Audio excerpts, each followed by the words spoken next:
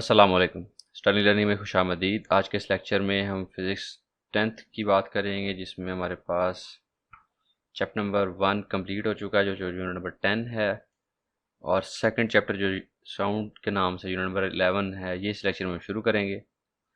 Lecture number 8 के अंदर हमने आखिरी न्यूमेरिकल किए थे 5 से 10, इसके 6 न्यूमेरिकल हमने लास्ट लेक्चर में किए थे। इस चैप्टर में हम इसके साउंड वाली जो चैप्टर उसकी बात करेंगे।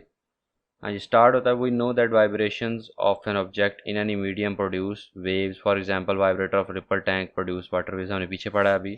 यहाँ पे जो रिपल टैंक होता है उसके अंदर जो वाइब्रेटर होता है वो बेसिकली क्या करता है, वेव्स प्रोड्यूस करता है। इसी तरह से the medium in this case is liquid but it can also be gas और सॉलिड। किसी भी मीडियम के अंदर हो सकता है, गैस के अंदर भी, सॉलिड के अंदर से भी, लिक्विड के अंदर भी। Now we will discuss another type of waves that we can hear, I E sound wave, जो जिनको हम साउंड वेव्स कहते हैं। Sound is basically in the form of waves, तो उसको हम सुन सकते हैं, इसलिए उसको हम कहते हैं साउंड वेव्स।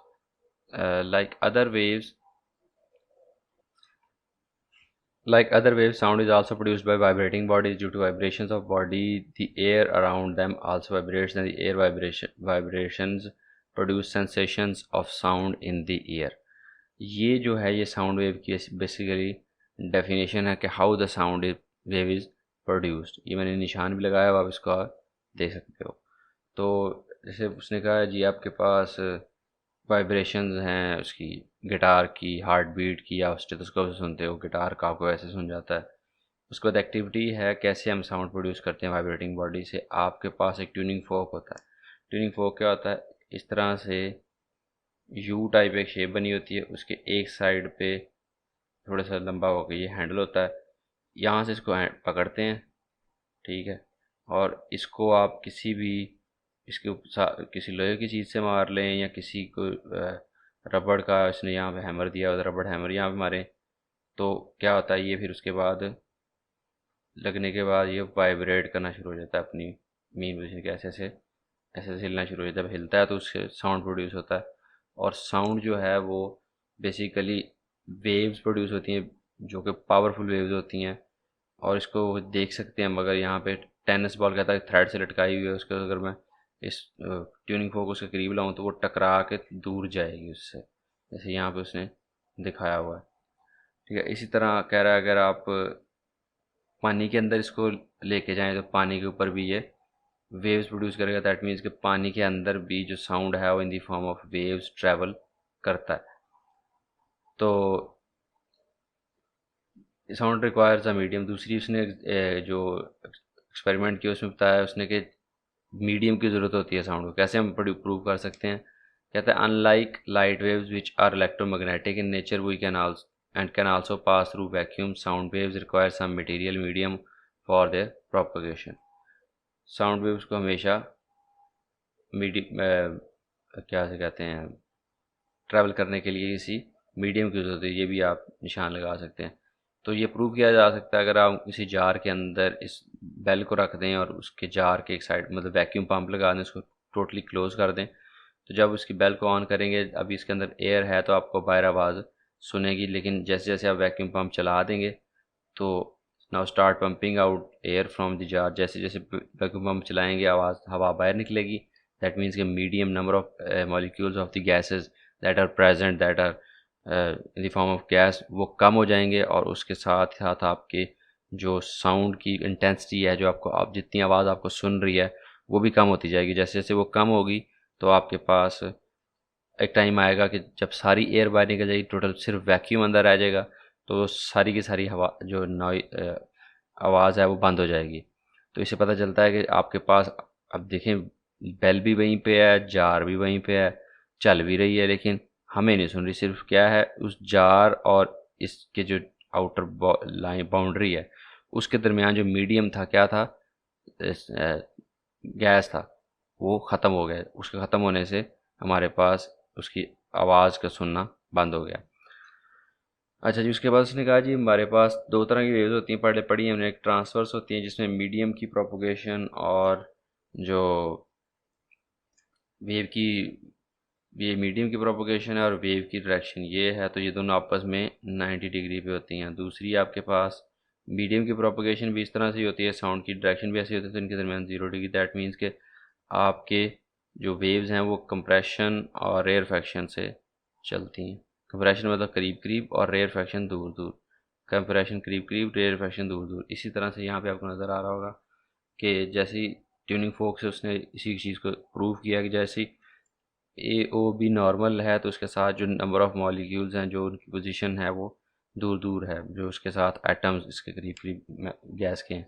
लेकिन जैसे ही ये ओ टू बी जाएगा, ए ओ बी उसने इस तरह से बनाया हुआ, ये ए है, ये ओ है, ये बी है, ठीक है।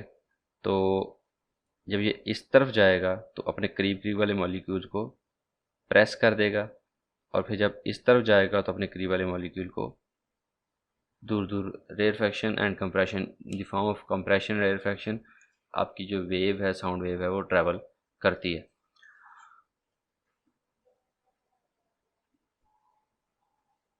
This compressed air in turn compresses the layer next to it and so on। अब यहाँ पे इसको कंप्रेशन मिल गई, जो एयर है वो अपनी ओरिजिनल कंडीशन में वापस आने की कोशिश करती है।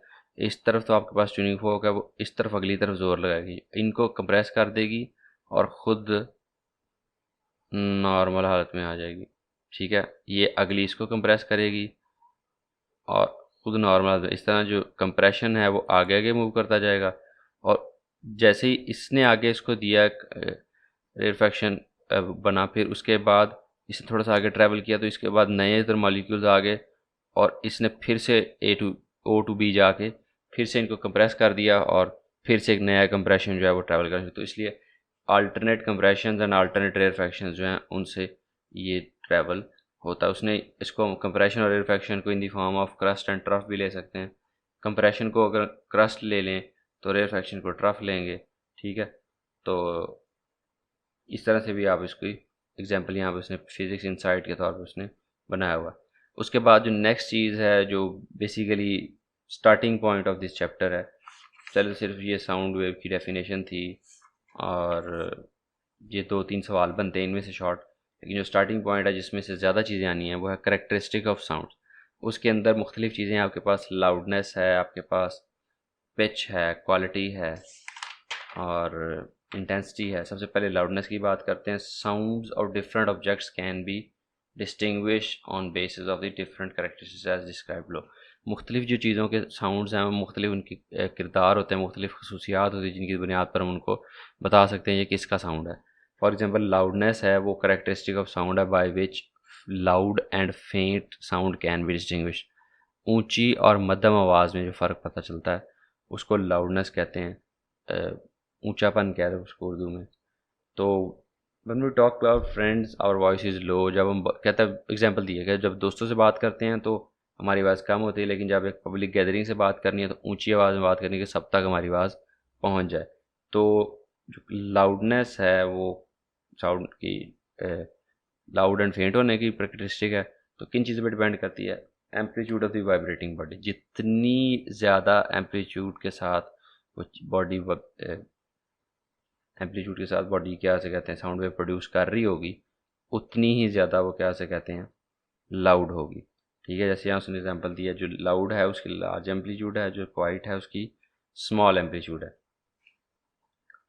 कह रहा है अब ड्रम को अगर आहिस्ता से दबाएं तो वो आहिस्ता से ठोकर लगाएं तो आवाज़ कम आएगी, जब जो ज़ोर से लगाएंगे तो आवाज़ ज़्यादा आएगी। एरिया ऑफ वाइब्रेटिंग बॉडी, जितना ज़्यादा एरिया होगा उतनी ही ज़्यादा नंबर ऑफ वेव्स जनरेट होंगी उस एरिया से, और उतनी ही ज़्यादा हमें वो सुनेगी। फॉर एग्ज़ाम्पल यहाँ मैं छोटी सी इसकी डायग्राम बनाता हूँ। एक ड्रम है इतना सा और एक ड्रम है इतना बड़ा। मैं इसको हिट करता हूँ विद स्टिक और इसको हिट करता हूँ विद स्टिक। जब इसको हिट करूँगा तो ड्रम 3D शेप में बना देते हैं, थोड़ा बहुत बनाना आता ही है। तो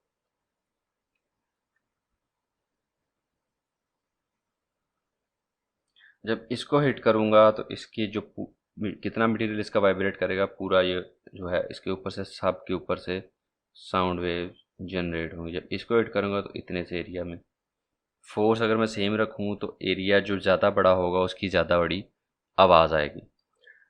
तो इससे आपको पता चलेगा कि साउंड वेव जितनी ज़्यादा बड़ी चीज़ होगी उतना ही ज़्यादा बड़ा साउंड होता है। फॉर एग्जांपल आपके घर में वो जैसे कहते हैं छोटा डोंगा या जिसे स्टील की प्लेट कहते हैं वो है, और एक स्टील की जैसे वो परात कहते हैं आम जुबान में, जिसमें वो आटा गूंदने के लिए इस्तेमाल होती है। तो आप परात को उतनी ज़ोर से मारें और उस छोटी प्लेट को मारें, किसकी ज़्यादा आवाज़ आएगी? ऑब्वियसली आपने देखा होगा, अगर आप कैसे कहते हैं मेरी तरह से आपने बचपन गुजारा है तो आप लोगों ने देखा होगा, वो परात को मारें तो बड़ी ज़्यादा आवाज़ आती है, तो उससे वो अक्सर घर वालों को तंग भी किया जाता है। तो प्लेट को इस तरह से दबान हाथ मारने से कुछ भी करने से आवाज़ कम प्रोड्यूस होती है, तो उससे भी आप इस चीज़ का अंदाज़ा लगा सकते हो। दूसरी चीज़ जो आखिरी चीज़ का जो ताल्लुक है जिसके साथ, वो है डिस्टेंस फ्रॉम वाइब्रेटिंग बॉडी। जितना ज़्यादा डिस्टेंस ज़्यादा होगा उतनी ही लाउडनेस कम हो जाएगी। क्यों? क्योंकि आपकी साउंड वेव प्रोड्यूस हो रही है, एक बंदा खड़ा है, यही ड्रम है, एक ड्रम है, ठीक है, बड़ा ड्रम है, एक बंदा खड़ा है बिल्कुल इसके साथ, इधर इससे समझ लो 10 मीटर पे, और एक बंदा खड़ा है यहाँ पे 100 मीटर पे।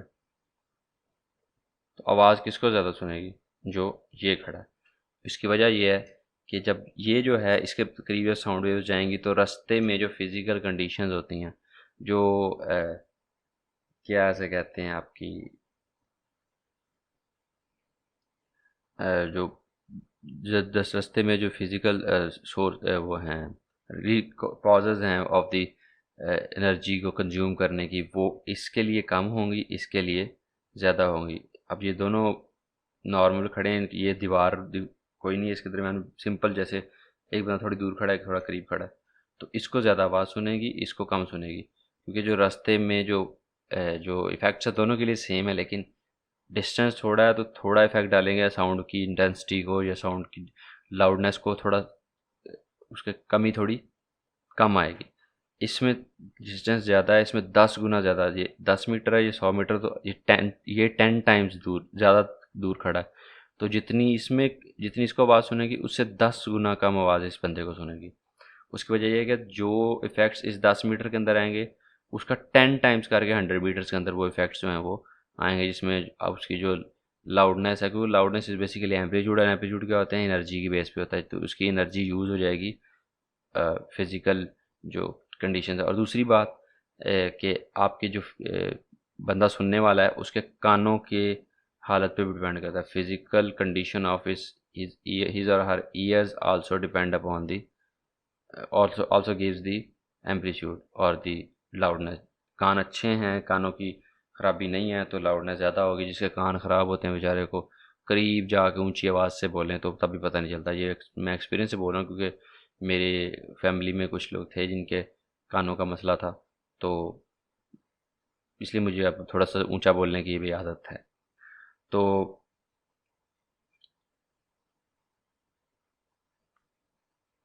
there is a characteristic of sound which does not depend upon the sensitivity of the ear of the listener, and it is called intensity of sound। intensity of sound की डेफिनेशन यहाँ पढ़ेंगे तो एक चीज़ characteristic है जो physical conditions पे depend नहीं करता कान की, वो भी हम देखेंगे। उसके बाद पिच है। Pitch is the characteristic of sound by which we can distinguish between a shrill and a grave sound. जैसे फॉर एग्जांपल अभी मेरी जो आवाज़ है वो बहुत ज़्यादा ग्रेव है, मतलब मोटी आवाज़ जिसे कहते हैं। श्रिल कहते हैं चीखदार आवाज़, पतली आवाज़, और ग्रेव कहते हैं मोटी आवाज़ को।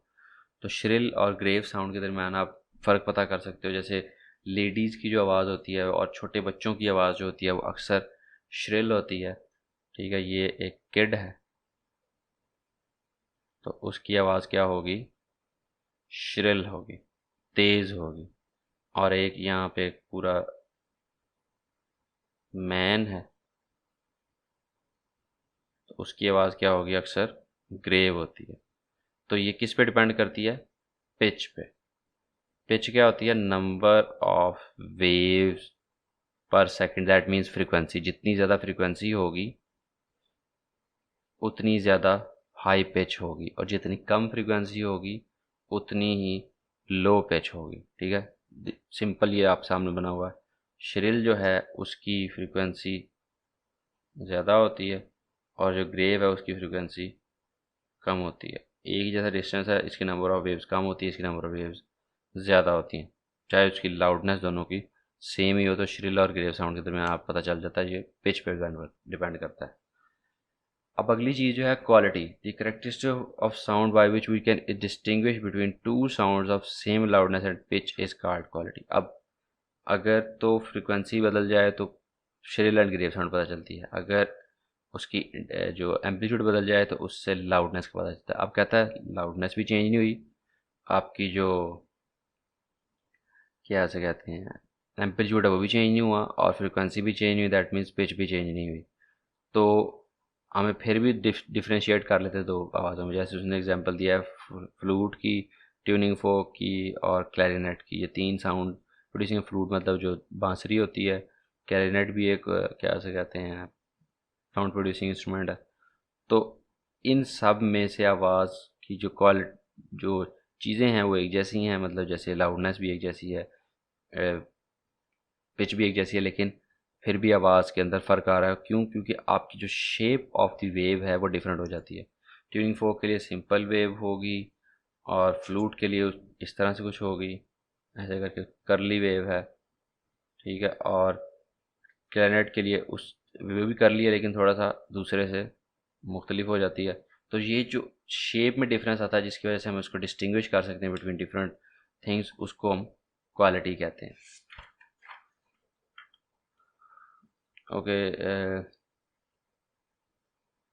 अगला टॉपिक है इंटेंसिटी, और उसके साथ उसकी आगे डिटेल है वो हम नेक्स्ट लेक्चर में करेंगे। अभी तक के लिए इतना ही। दुआ में याद रखिएगा, अपना ख्याल रखिएगा। अल्लाह हाफिज़ और अल्लाह आपका निगहबान।